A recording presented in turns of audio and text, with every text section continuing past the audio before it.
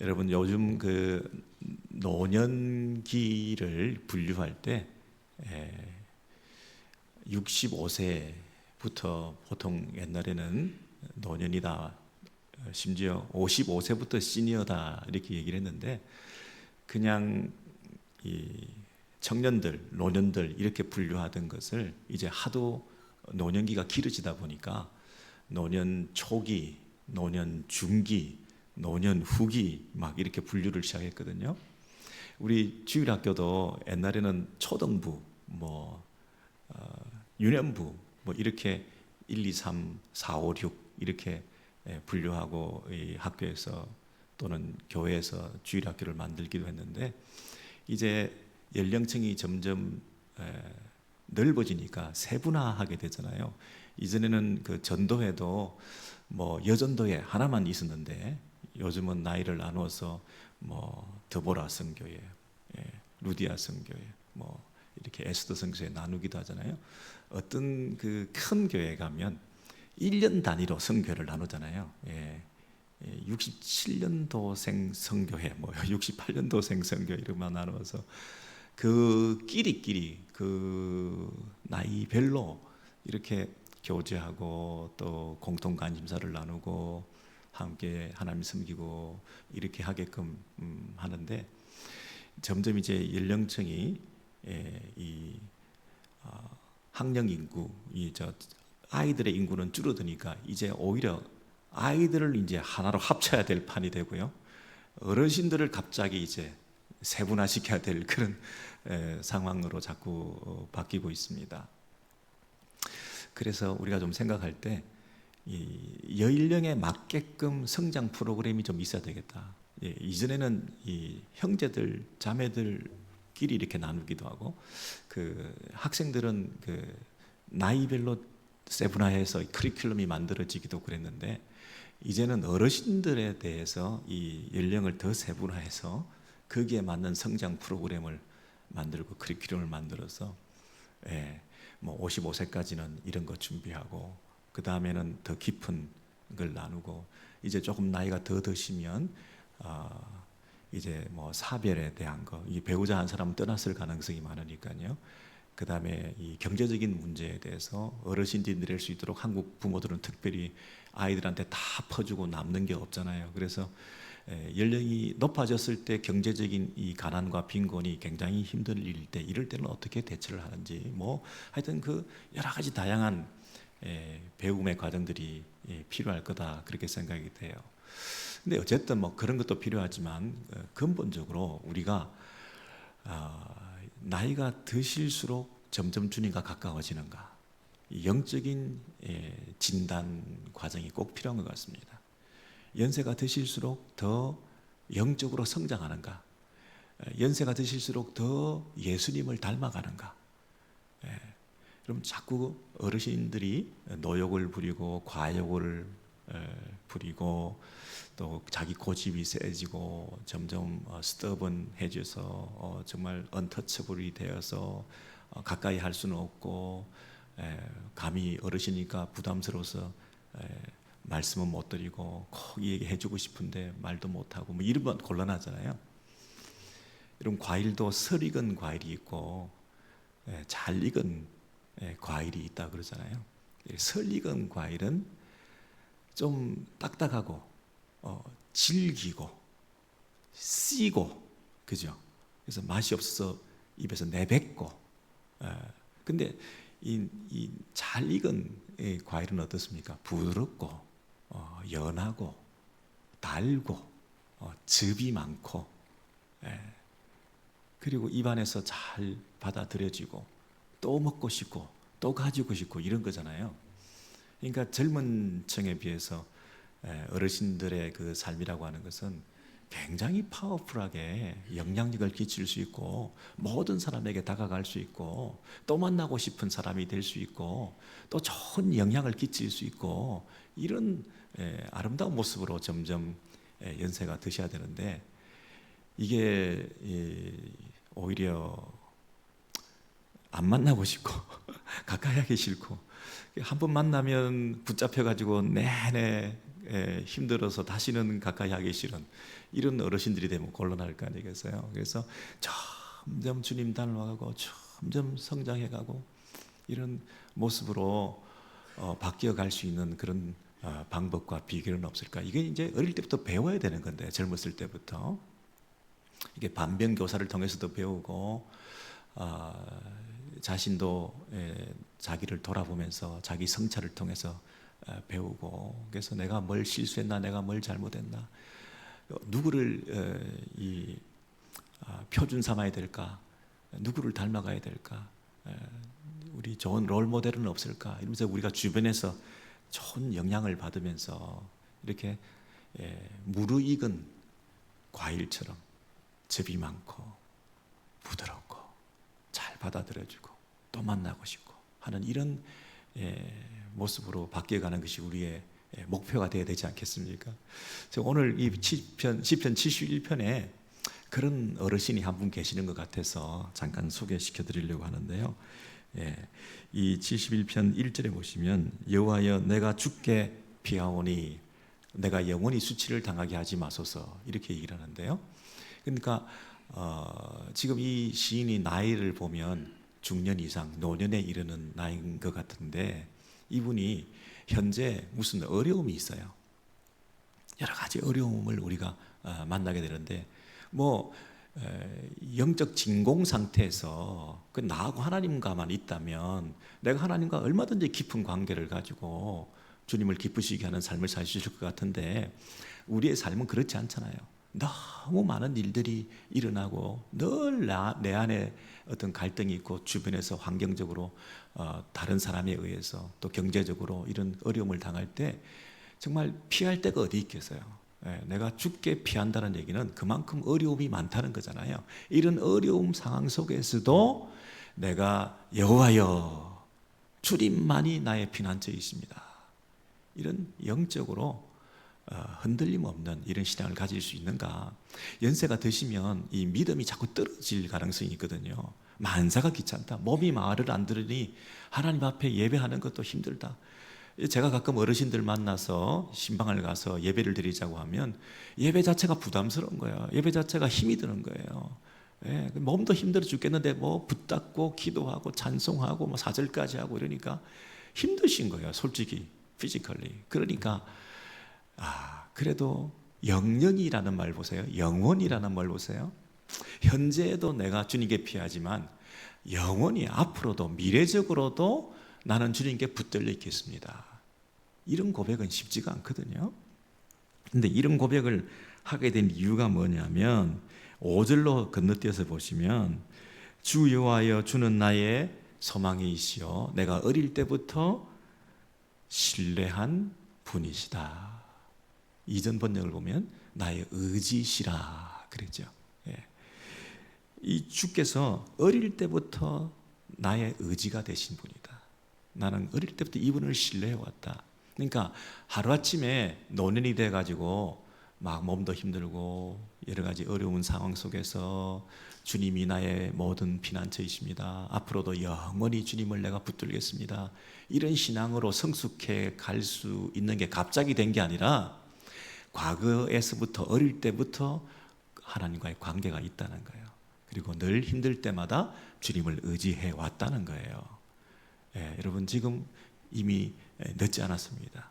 앞으로 여러분의 남은 인생 10년, 20년, 30년을 주님과 깊은 교제를 가지기 위해서는 지금부터 여러분께서 그분과 어떤 관계가 깊어지는가를 훈련하셔야 되죠.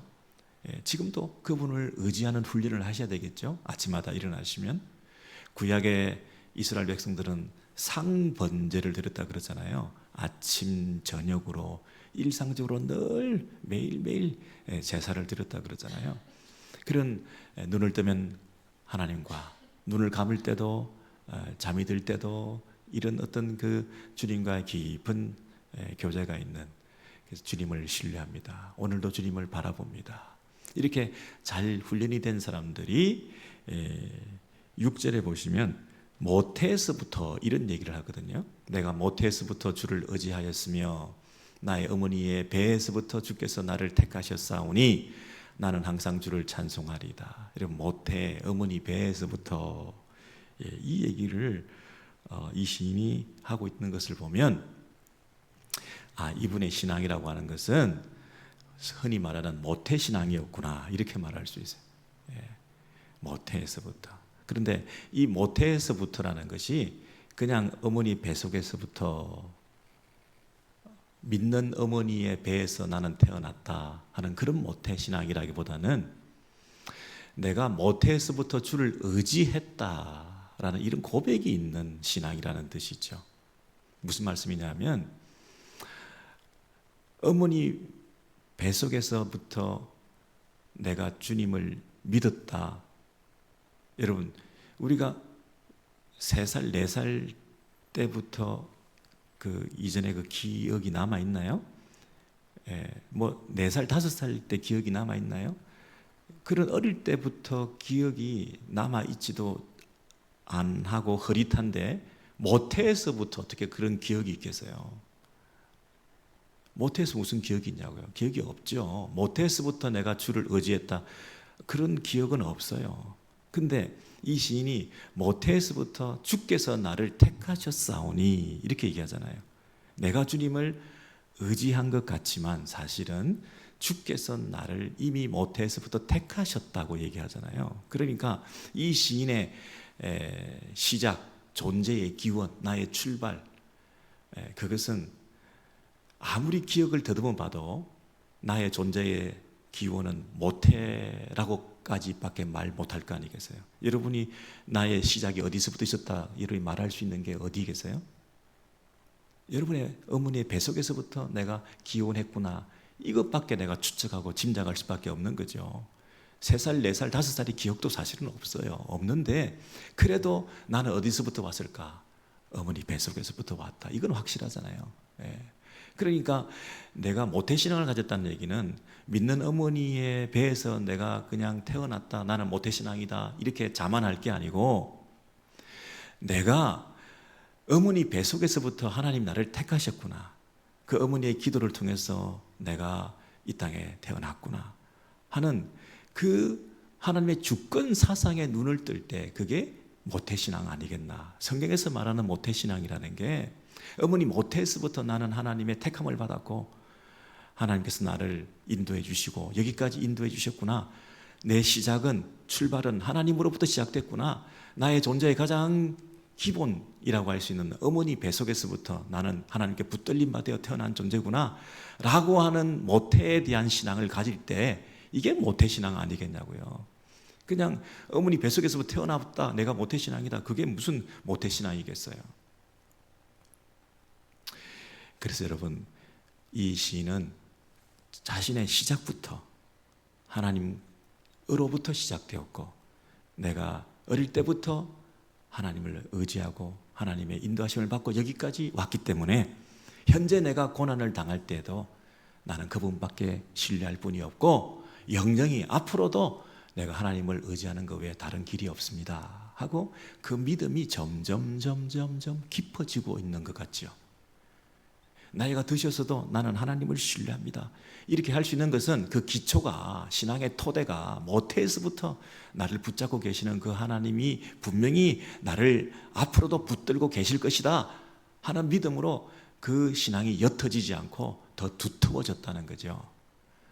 우리의 믿음이 연세가 드실수록 더 깊어질 수 있는 것은 지금부터 하나님과의 관계를 어떻게 쌓아 올리느냐에 달려있다는 거죠. 우리 인간관계는 이 성을 쌓는 것과 같아 그랬대. 그 성은 무엇으로 성을 쌓느냐 하면 시간으로 쌓아 올린 성과 같아 이런 말 하잖아요. 시간을 들여서 그 시간을 같이 나눔으로써 공유함으로써 쌓아 올린 그 관계, 시간을 들이지 않고 우리의 관계는 늘 형성되어 있다 이렇게 착각하지 말라는 거잖아요. 부모와 자식 간에 서로 깊은 교제와 사귐의 시간을 들이지 않고 그냥 너하고 나하고는 부모와 자식 간이다 하는 그런 피상적인 관계는 하루아침에 그 성이 무너진다는 거 아닙니까? 시간으로 쌓아 올린 성만이 그 관계가 계속된다. 그러니까 하나님과의 교제가, 사귐이 어릴 때부터 계속 쌓아 올려진 그런 교제가 있어야 그분과의 관계가 나이가 드셔도 더 깊어질 수 있는 거 아니겠어요? 하루아침에 그 무너져 버리는 관계라면 의미가 없잖아요. 하루아침에 하나님 다 잊어버려. 하루아침에 하나님에 대한 신뢰가 다 망가져요. 하나님에 대한 믿음이 다 무너져 버리면 어떡하겠어요, 그죠? 예. 근데 이 시인이 할 수 있는 것은 그 하나님과 신뢰 관계가 깊어지다 보니 시작도 과정도 끝도 하나님이 나와 함께 하실 것이라는 믿음이 있다 보니 내가 할 일은 뭐예요? 이 하나님을 높이고 찬송하고 그 하나님 앞에 감사하고 그것밖에 할 게 없는 거예요. 이 시인이 이렇게 어려운 가운데에서도 8절에 보시면 71편 8절에 보시면 주를 찬송함과 주께 영광 돌림이 종일토록 내 입에 가득하리이다. 처음부터 끝까지 나와 함께 하시는 그 하나님에 대해서 내 입에 찬송이 가득하다.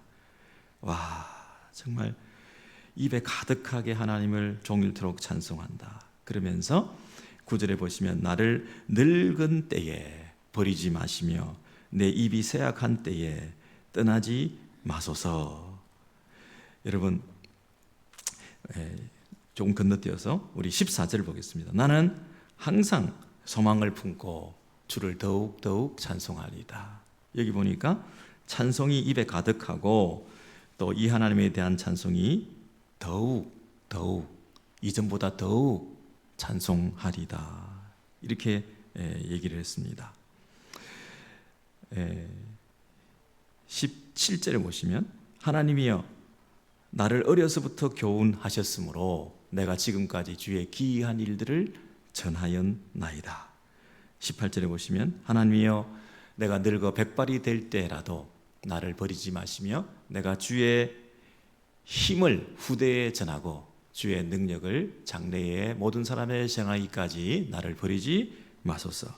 여러분, 이 시작부터 끝까지 나와 함께 하실 것이기 때문에 내가 백발이 될 때까지, 내가 백발이 되었어도 주님과 나와의 관계는 계속될 것이다.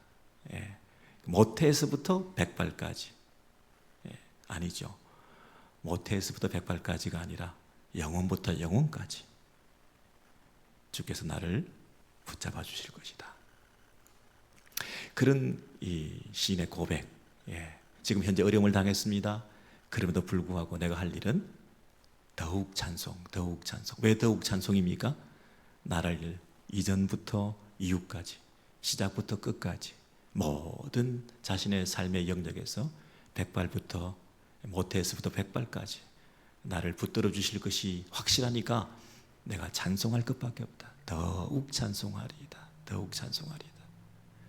그런데 이 시인이 마지막으로 뭐라고 얘기를 하냐면 내가 주의 힘을 후대에 전하고 할 때 여기 힘에다가 동그라미를 쳐보시면요, 주의 능력이란 말과 똑같은 말이잖아요. 주의 능력을 장래의 모든 사람에게 전하기까지 나를 버리지 마소서. 이제 시인이 이제 나이가 들어서 이제 인생이 끝날 때가 되어 가는데 나를 버리지 마소서, 이 말을 여러 번 하고 있습니다. 근데 끝까지 내가 살아남겠다 이런 뜻이 아니라 내가 뭐뭐 하는 일을 다 할 때까지 나를 버리지 마소서. 내게 사명이 있습니다. 내게 해야 될 일들이 남아 있습니다. 장래의 모든 사람에게 전하기까지. 그죠? 내가 억지로 살아남겠습니다 이런 뜻이 아니라 나 오래오래 살고 싶습니다, 나를 버리지 마소서 이런 뜻이 아니라 사명이 있는 삶이 아름답다. 이 사명이 있어야 사는 것이다. 그렇죠? 그래서 나의 장래의 모든 사람에게, 나의 후대 손들에게, 나의 후배들에게, 내 주변에 있는 사람들에게 주의 힘을 후대에 전하겠다. 이 시는 지금 뭐가 없어요? 힘이 없어요. 늙어서 나의 힘이 빠진 상태예요. 나는 아무것도 할 수 없는 백발의 상태에서 나는 청년 때에 그 힘이 없지만 내가 힘이 없다 보니 주의 힘만이 선명히 드러나는군요. 주의 능력만이 우리를 살리는 것이라는 사실에 대해서 내 인생길 가운데 주의 능력이 나타난 것들을 내가 간증하면서 나의 힘을 자랑하지 않고 주님의 힘만 자랑하면서 마지막까지 이 사명 잘 감당해서 이 하나님 앞에 서는 그날까지 충성스럽게 이 사명 감당하겠습니다 하고 전도와 선교의 열정을 가지고 복음을 전하는 일에 대해서 언급을 하고 있죠. 여러분 절 보셔요. 이제 우리가 생각할 때 어려운 일이 있다, 연세가 드실수록 힘든 일이 있어서 좀 마음이 식어진다, 내가 초라하다, 실패했다, 노쇠하고 있다, 나는 아무것도 못하겠다, 이런 마음이 들 때 우리가 할 수 있는 일은 시작부터 나와 함께 하셨던 하나님 끝까지 나를 책임지실 거야 하고 내가 할 수 있는 일은 이전보다 더욱 찬송하는 거야. 야, 이 하나님 더 높여드려야 되겠다, 더 높여드려야겠다. 그렇게 찬송의 깊이를 더해 가실 뿐 아니라 이제 내가 힘이 없다, 그렇지만 생각해 보니 모든 것이 하나님의 은혜였다, 하나님의 능력이었다. 나는 힘이 없지만 하나님의 힘을 전파하는 일을 내가 할 때까지 이 나이 든 삶이 의미 없는 것이 아니라 나를 버리지 마소서, 이 사명 다 할 때까지 나를 책임져 주시고 나를 지켜주시고 나와 함께 해주셔서 끝까지 이 사명 다 하게 해주세요. 이렇게 고백하는 것으로 이 시를 마무리하고 있다는 것이죠. 저와 여러분이 이 시인의 어떤 한 면을 우리가 좀 배워야 되겠죠. 제가 서론에서 말씀드렸죠. 어떻게 하면 더 깊어질까, 우리의 믿음이 어떻게 하면 나이가 드실수록 더 주님을 닮아갈까, 이분을 좀 배우면 어떨까요? 여러분, 우리가 미국에 처음 오면 여러 가지 어려운 일들이 많은데 교통 법규도 한국하고 다르고 뭐 이게 여러 가지 그 생활하는 그 방식이 다르고 해서 우리 만나기만 하면 우리 뭐 합니까? 이민 초기에 당했던 어려운 일들, 새로 미국 와가지고 겪었던 이야기들, 이런 뭐 한참 밤을 새워서 얘기하시죠. 남자분들은 군대 간 얘기 많이 하시잖아요. 고생했던 거, 어떻게 힘들었게 이게 어려운 그 시절을 통과했던가. 만나면 우리 군대 얘기로 꽃을 피우지 않습니까? 여자분들은 아이 낳은 얘기, 뭐 다양한 얘기들이 있죠. 그 내가 애를 낳았던 거 얼마나 놀라운 일입니까? 그래서 만나면 뭐 1시간, 2시간 뭐 우리 뭐 한참을 뭐 얘기하잖아요. 또 2차로 뭐 커피숍에 또 옮겨가지고 또 그 옛날에 들었던 얘기 했던 것 같은데 또 얘기해도 재밌고 뭐 그 어떻게 남자분들은 군대 얘기를 그렇게 많이 하는지 그냥 또 얘기해도 재밌는 얘기들이잖아요. 우리 예수쟁이들은 만나면 무슨 얘기를 그렇게 하고 싶어 해야 될까요? 예수쟁이들은 내가 어떻게 영적인 아이들을 출생했던가, 내가 어떻게 예수 믿는 전도를 통해서 그 아이가 다음 세대가 태어났던가, 우리 손주들에게 내가 복음을 어떻게 전하고 있는가, 내가 고생했을 때 어떤 그 환난을 통과해서 믿음으로 내가 여기까지 살아왔던가. 정말 별별 인격, 별별 인간들 다 군대에서 만났는데 그거 다 통과해서 졸업하고 나니 여러분 그 군대 생활이 나중에 추억으로 남지 않습니까? 여러분 우리가 군대 생활 잘 마쳐야지. 군대에서 여러분 힘든 놈 만나가지고 고생했다고 뭐 총을 쏜다든지 탈영을 한다든지 하면 인생 망치는 거 아닙니까? 그러면 다시 군대 들어가서 잡혀가가지고 영창에 가가지고 얼마나 고생해야 됩니까? 여러분 하나님께서 여러분에게 별별 인간들 다 만나게 해주시잖아요. 가정에서도 교회에서도 직장에서도 사회에서도 다 그런 사람들 만날 때 여러분 우리가 믿음으로 견뎌내야 되지 않습니까? 우리가 같이 뭐 맞서가지고 총 쏘고 뭐 보기 싫다고 탈영하고 이래가지고는 인생 망치는 거 아닙니까?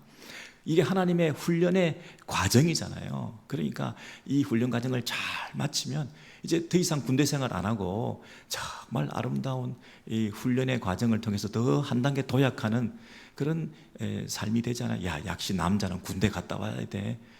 철들어서 왔어. 이런 거 아니에요.